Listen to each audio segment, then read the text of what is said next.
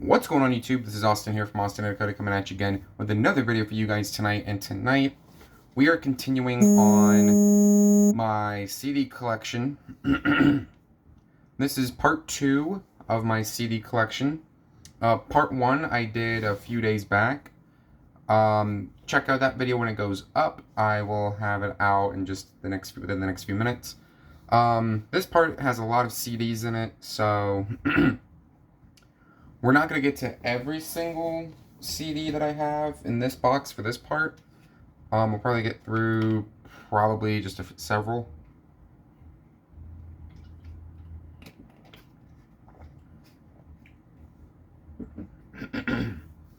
But anyways, let's get the ball rolling. Here we go. Hopefully you guys are having a good night. First up for part 2, Nickelback, Feed the Machine, released in 2017. To me, this is one of Nickelback's most underrated albums, if you ask me. Nickelback, in my opinion, are kind of hit and miss. Not a lot of people really like these guys, but I do. I kind of have that soft spot for them. But they're not one band that I can listen to like over and over. They got some good tracks. This was a good comeback album from them, because I thought Then and Now was the band's last good album, and then they put out that horrendous No Fixed Address album. That was their weakest album.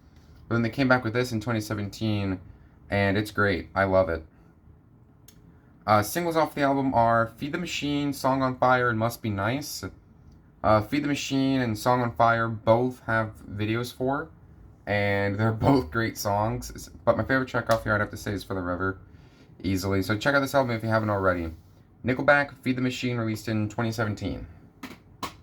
Alright, next album.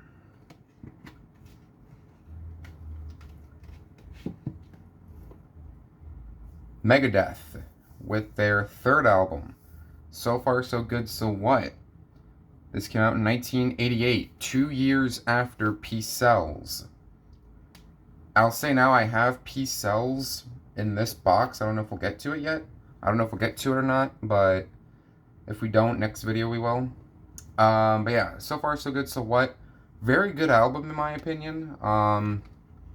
This, in my opinion, is kind of their darkest album in my opinion. But it's got some good songs on here. I mean, in my darkest hour, easily my favorite track off so far. I love Megadeth, but the 80s and 90s Megadeth is the best Megadeth. Anything after, I'll say Euthanasia is kind of questionable. Don't get me wrong, I love Megadeth. But I think anything after Euthanasia, pretty questionable. So, but yeah, it's got some good songs on here. The riffs and the tone of the album is just insane. So definitely check out this album if you haven't already. Megadeth, So Far So Good So What, released in 1988. Like I said, this album came out 2 years after Peace Sells. And in my opinion, this is going to sound kind of controversial, but I prefer Peace Sells, but Who's Buying over Killing Is My Business. I actually did not care for Killing Is My Business. I'm sorry. Moving on. Metallica and Justice for All.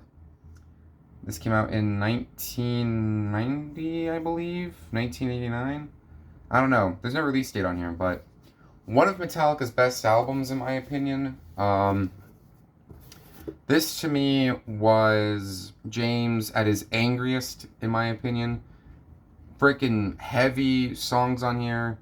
In fact, all the songs are over the 6-minute mark. The longest song on here is To Live Is To Die. Just barely edging out Justice for All at 9 minutes and 48 seconds. But to me, yeah, this is actually everyone's favorite Metallica album. I own this on CD and I own it on cassette as well. It is one of my favorite Metallica albums, and I believe this is their 4th album. Yeah, this is their 4th album. Very good album in my opinion. This is really, really good. Like I said, this is Metallica or James Hetfield at his angriest, in my opinion. Very good album. You have to excuse the vibrating and the pump noises. I really can't do anything about it. But yeah, Justice for All released in I believe that came out in 88 as well. That's everyone's favorite Metallica album. That's not my favorite Metallica album. It would actually go to this album right here, the Black Album, or the self-titled album that came out in 1991. This, to me, is Metallica's best album. People are saying that after Injustice for All, and then they put out this album, they said that Metallica abandoned their thrash roots. Because they started out, believe it or not, as thrash metal, and then they kind of transitioned to more of a heavy metal sound. I don't understand why the hate on Metallica. Like, I can understand you like some of their earlier stuff. Like, some of the earliest stuff is great. Some of their later stuff is decent at best. For exception of Saint Anger. I hate Saint Anger. I think Saint Anger is one of the worst Metallica albums ever. One of the worst metal albums of all time. So, this album, though, is Metallica's best. I love it. The first 5 Metallica albums are their best albums, in my opinion, their best material. I mean, Enter Sandman, Sad But True, The Unforgiven, Wherever May Roam, Nothing Else Matters. Some great freaking tracks on here. Very, very heavy stuff.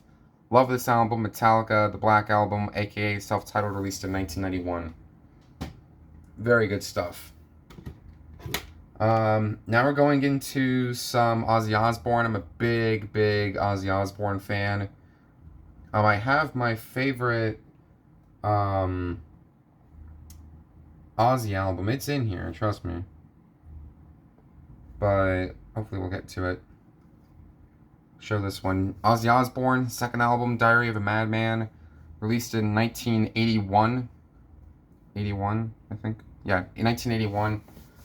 Big album in Ozzy's career, in my opinion. This is one of his biggest albums. Because after this album, Randy Rhoads, who played guitar for Ozzy, died after this album got sold, after the album started selling. Really unfortunate, in my opinion, because Randy Rhoads is easily one of the best guitarists of all time.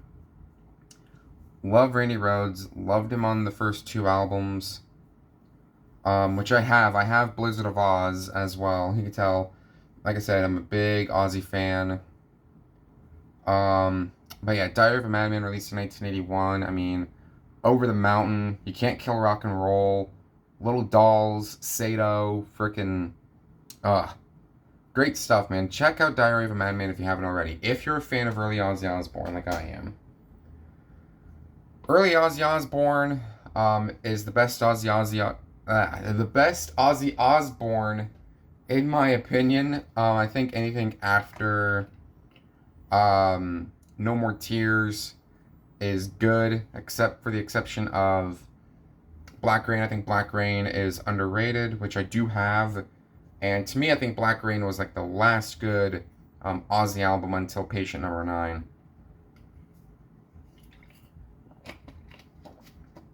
Getting a swig of Powerade because we have a lot of CDs to get through. Alright, next album. This box, we're not going to go in any particular order. They're not in alphabetical order is where I'm getting at. Next album that I have is Linkin Park with their debut album titled Hybrid Theory, released in 2000, I believe. Is it 2000? I believe it came out in 2000. I believe. But Linkin Park, you guys should know who they are. If you don't, I really don't know what to tell you. Legendary new metal band. R.I.P. Chester Bennington. Very unfortunate. Yeah. Freaking love these guys. Crawling, Numb. Nope, Numb was on Somewhere I Belong. One Step Closer, Crawling. Freaking great stuff, man. Love Linkin Park. My introduction to Linkin Park actually came on the song Burn It Down. I don't know what album that was off of, but yeah, great song, great band. Like I said, sorry guys, nothing I can really do about the noises. I wish I could stop it, but I can't. Okay, next album. The Essential Judas Priest. This came out in 2015. This is just a compilation album of Judas Priest's greatest hits. I'm a big Judas Priest fan, trying to get everything that they've done, but I just heard they're going to be putting out a new album soon. But yeah, the first disc has some of their stuff from the first few. Disc 2 has stuff from Ram It Down to Painkiller to the one Judas Priest album that Rob Halford did not sing on. Good stuff, love it. To me, that's the compilation album to end all compilation albums for Judas Priest. If you don't own that album, go find it. Alright, next up. Fleshgod Apocalypse, their second album, I believe their second album, Agony, released in 2011. By far, Fleshgod Apocalypse's best album, in my opinion, and one of the heaviest death metal bands I've ever heard. They are Italian orchestral death metal. Absolutely love, love, love this album. This album is excellent. Everything about it is just awesome. I mean, from the instrumentation to the vocals, everything about it is just chef's kiss, incredible. You may have seen this in my death metal CD collection. If you have not yet watched that video, go watch it. I'll have a link in the description box below if you want to watch it, or a card up here towards the end if you want to go check out that video. But yes, Fleshgod Apocalypse, Agony, released in 2011. Their best album and one of my favorite death metal bands as of right now. Really, really, really, really good stuff by them. Okay, moving on. Immortal, debut album, Diabolical Full Moon Mysticism. This came out in 1992. Now, believe it or not, I believe they had a demo back in 1990. I'm not sure, but this was just when they were first starting as a black metal band, and to me, very evil sounding, very raw black metal. But then they kind of branched and tried to harness their sound with later albums like Pure Holocaust that came out in 1993, and then they put out Battles in the North, which is my favorite Immortal album, and they also did Sons of Northern Darkness, which I'm trying to get my hands on. Sons of Northern Darkness, but Diabolical Full Moon, freaking great album. I love this one. To me, one of the more underrated black metal debut albums of all time, in my opinion. Yeah, there's Armageddon. We got Abath and Demonaz right over here. I believe Demonaz, if I'm not mistaken, Demonaz is the only person in the group. So pretty unfortunate. Would have been really cool to have seen what Immortal would have become if Abath stuck around. I don't know his last album placement, unfortunately, but I do know that Abath is one heck of a singer. Okay, moving right along. KK's Priest with their only album, Sermons of the Sinner. This came out in 2021. Freaking phenomenal album. My favorite metal album of 2021 right here. Bar none. Love this album. KK's Priest, it's KK Downing, the former guitarist of Judas Priest. He went to form his own band, and he called it KK's Priest. I freaking love Sermons of the Sinner. Freaking love this album. It is heavy as heck. It's kind of like a Judas Priest album. Pretty much bottom line is, if you like Judas Priest, then you will really like this album. Phenomenal album. Don't gotta say much more about it. Alright, next up, a classic death metal album by one of the most classic death metal bands of all time. And I am of course talking about Obituary, Cause of Death. This is their second album, came out in 1990. My opinion, their best album, bar none, easily. I don't know why people say Slowly We Rot. If you're saying Slowly We Rot, why are you saying Slowly We Rot? This is their best album. Literally, this is their heaviest album in my opinion. I mean, Chopped in Half, Circle of the Tyrants, Cause of Death, Finally Arise, Memories Remain, Turned Inside Out. Everything on this album is fantastic. I mean, John Tardy, lead vocalist, his vocals on this album is incredible. And this is the one Obituary album that I've been trying to get. Believe it or not, yes. I've been trying to get my hands on Cause of Death, and I'm glad I did. Love Cause of Death. I have one other Obituary album that I'm going to show, and that would be their 2017? Yeah, I believe their 2017 album, Inked in Blood. This one is not as bad as people say it is. People say this is their weakest album. I mean, I like it. I mean, I think it's pretty good. But it's not one I'd listen to 24/7, but it's got some good songs on it. I mean, Pain Inside, Visions in My Head, Back on Top, Inked in Blood, Deny You, Minds of the World, Out of Blood, Paralyzed with Fear. This is really good. I don't get why the hate. Okay. I'm just seeing how much charge I have on my phone. I can probably do just a few more, and then we'll cut this part short. Next album, Ozzy Osbourne with Osmosis. This came out in 2000 and I believe 2001. I believe this came out in 2001. I don't know. I can't remember. I think this came out in 2001, I believe. Good stuff on here, man. I really like this album, and to me, one of Ozzy Osbourne's more underrated albums, if you ask me. Yeah, everything about it is just phenomenal. Especially the songs. I mean, Perry Mason, Ghost Behind My Eyes, See You on the Other Side, My Juggler Doesn't Hide.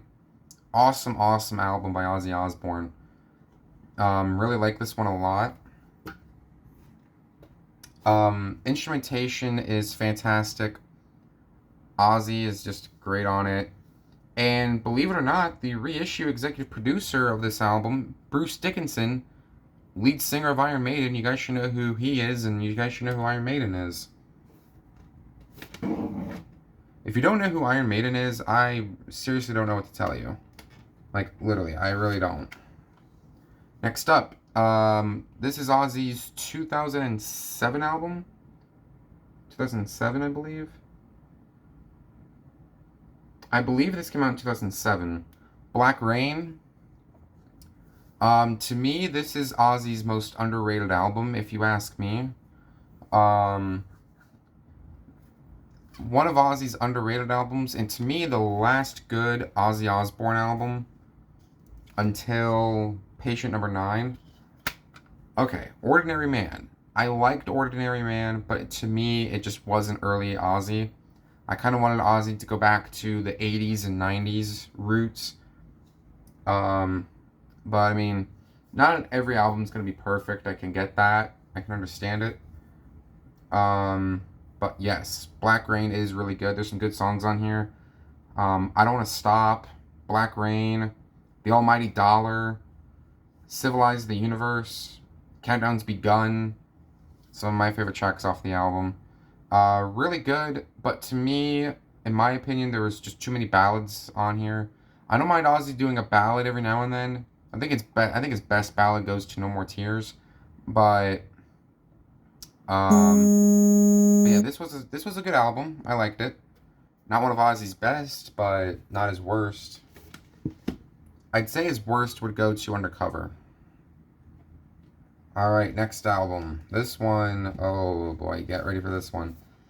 This is, oh my goodness. I love this album, and I think this is one of Metallica's more underrated albums. Metallica with their latest offering, 72 Seasons, coming out this year, 2023. This, to me, is one of the best metal albums to come out in 2023 right now. One of the best. Now, I get it. Metallica's getting up there in age, but I think, in my opinion, they really good comeback with this album. Mine came this way with like the 72 on it and James's face, but this is the actual cover for the album. You see like a crib and all that. It's broke. There's instruments all over. This is a very underrated album. I don't understand why people don't like this album. I get it. It's not early Metallica, but at the same time, though, you gotta appreciate what Metallica's done for the metal scene. You should. I mean, singles like Lux Eterna, big single off the album. Lux Eterna, Screaming Suicide. If Darkness Had a Sun, 72 Seasons, the self-titled track. Love this album. It's excellent. Alright, last album I'm going to show for this part is going to be Megadeth with Rust in Peace. This came out in 1990. This is by far Megadeth's best album, in my opinion, and my favorite Megadeth album. People say Peace Sells or Countdown. This is their best album, in my opinion. Just everything about it was just, amazing. Great stuff. Love the riffs on it. I mean, just great stuff. And this album is iconic. It's got so many good songs on it. I mean, Holy Wars, Hangar 18, Five Magics, Tornado of Souls. Love this album. Rest in Peace, Polaris, the last track. Great album. Great album by Megadeth. My opinion, Megadeth fell off after Euthanasia. That's just my opinion. I still listen to them, but not very often. But out of the big four, these guys are my favorite. But yeah, Megadeth, Rust in Peace, released in 1990. Love this album, the riffs, everything about it is fantastic. And that'll do it for part 2 of my CD collection. We have a lot more to get through for this box. This is going to be all rock and metal and all that. In fact, I'll show one more. I'll show one more album. I'll show one more. Meatloaf with his debut album titled Bat Out of Hell, released in 1977. A very big album to come out in the 70s, especially by a legend, Meatloaf himself. Absolutely great artist. I mean, you took the words right out of my mouth. Hot Summer Night. 2 out of 3 Ain't Bad. Paradise by the Dashboard Light. Bat Out of Hell, the self-titled track. Really cool album. It's very good. It's a classic. I need to get the other Bat Out of Hells. I know he put out 2 more. One of them has I Would Do Anything for Love on it. I don't know which one that is. It's not this one. But yeah, very cool album. Classic. Definitely recommend it. Alright, and that is it. That is it for part 2 of my CD collection. We got a lot more albums to go. This box that I'm showing is mainly metal. I have a whole other box in another room that's old rap and country. That part is coming soon. But yeah, thank you guys once again for watching. If you guys enjoyed this video, please like, comment, and subscribe down below. Let me know what your collection is made up of. I'd love to see your guys' CD collections as well. Turn on the bell so that way you don't miss any more videos like this in the near future. Stay tuned for part 3, which is coming soon, and I will see you guys in the next video.